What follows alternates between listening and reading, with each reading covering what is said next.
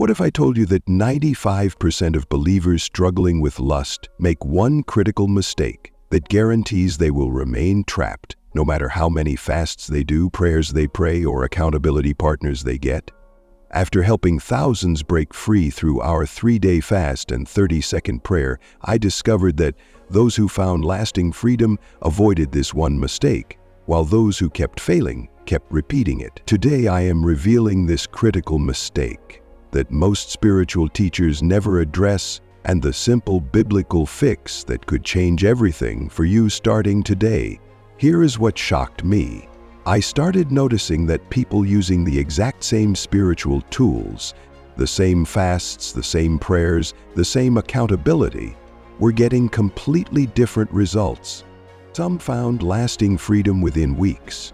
Others stayed trapped for years using identical methods. That's when I discovered the pattern. Those who broke free had learned to avoid one critical mistake that the others kept making unconsciously. This mistake is so subtle that most believers do not even realize they are making it. Yet it is so powerful that it can sabotage every spiritual discipline you use against lust.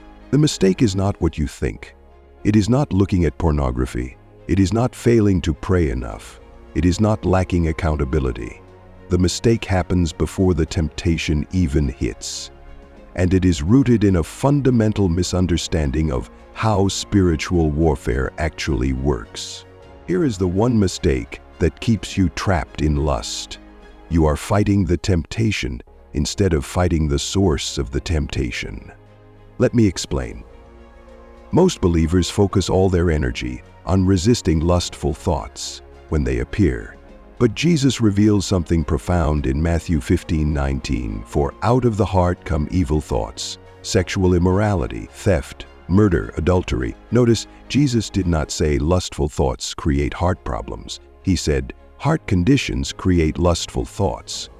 This means when you are fighting the lustful thought, you are fighting the symptom, not the disease. It is like taking aspirin for a broken bone. It might temporarily reduce the pain, but it does not fix the actual problem. Here is what happens when you make this mistake. You use all your spiritual energy fighting the thoughts after they appear, leaving no energy to address the heart condition that's producing them. This is why people can fast, pray, and use accountability for years but still fall to the same temptations.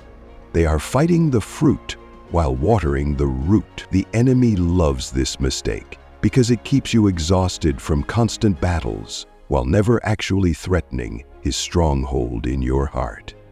The fix is surprisingly simple, but it requires a complete shift in your approach. Instead of fighting lustful thoughts, you need to address the heart conditions that produce them. Proverbs 4:23 commands, "Above all else, guard your heart, for everything you do flows from it." Here are the 3 heart conditions that most commonly produce lust, and how to address each one. Heart 1. Unhealed emotional wounds. Lust often stems from using sexual thoughts or behaviors to medicate emotional pain, rejection, abandonment, inadequacy, or trauma. The fix. Instead of fighting the lustful thoughts, pray specifically for healing of the underlying emotional wound. Ask God to reveal what pain you are trying to medicate through lust. Part 2. Identity confusion. Many use sexual fantasy to feel powerful, desired, or significant because they do not understand their true identity in Christ. The fix. Instead of fighting the fantasy, daily declare your true identity. I am chosen, beloved, set apart for God's purposes. My worth comes from Him, not from sexual validation. Part 3. Spiritual emptiness. Lust often fills a spiritual vacuum. When your relationship with God lacks intimacy, you seek counterfeit intimacy through sexual thoughts. The fix. Instead of fighting the lust, pursue genuine intimacy with God through worship, His Word, and His presence. Fill the vacuum with what it was designed to contain. When you address these heart conditions, something amazing happens. The lustful thoughts begin decreasing naturally because you are removing their source rather than just fighting their symptoms. Here is your practical action plan to stop making this critical mistake. Step 1. Identify your heart condition. The next time lust hits, do not immediately fight the thought. Instead, ask, what emotional need is this trying to meet? What pain am I trying to avoid? What emptiness am I trying to fill? Step 2. Address the root, not the fruit.